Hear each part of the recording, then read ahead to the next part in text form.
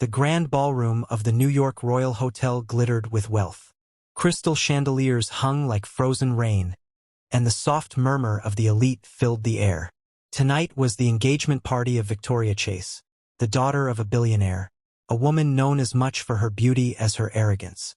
In the center of the room stood a magnificent white piano, untouched, shining under golden light. Victoria leaned against it, champagne in hand, smirking. "No one here can play it like it deserves," she said proudly. "Maybe that's why I'll never marry a man who can't play this piano beautifully. If you can play this piano," she laughed, "I'll marry you." Laughter rippled through the crowd. Her fiancé, Dylan, a handsome tech mogul, grinned smugly. "Careful, darling," he teased. "Someone might take that offer seriously." Just then, an older black janitor named Samuel quietly entered through the side door, pushing his cleaning cart. He wore a worn uniform and carried a rag over his shoulder. The guests barely glanced his way.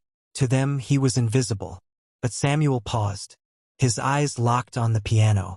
For a moment, his breath caught in his chest, as if the sight stirred something deep inside.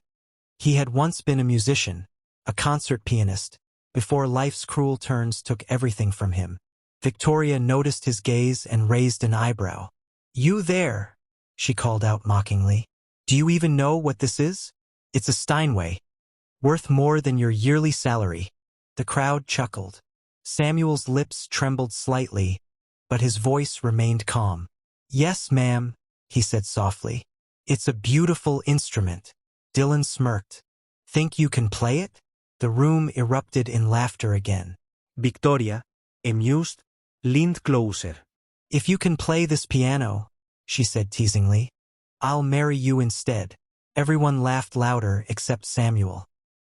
He looked at her, not with anger, but quiet dignity.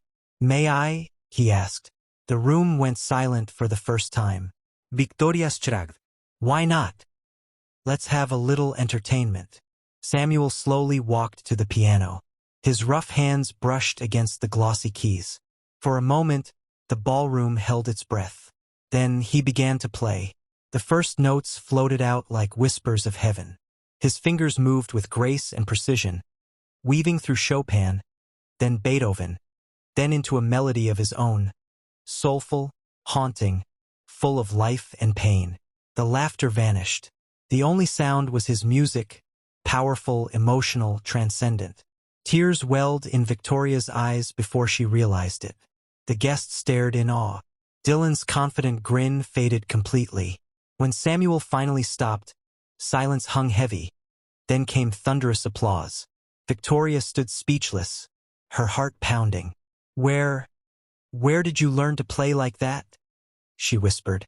Samuel gave a humble smile. "Before I became a janitor, ma'am, I taught music at Juilliard."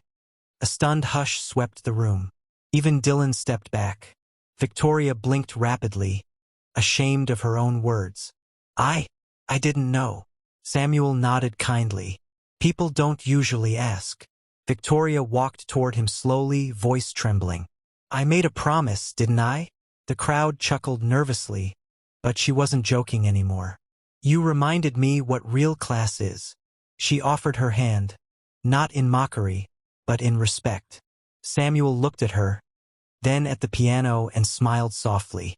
"Thank you, miss. That's more than enough for me." The applause returned louder, fuller, more human. In that golden ballroom, surrounded by wealth, it wasn't money or beauty that stood out that night. It was the quiet grace of a man whose music spoke louder than pride ever could.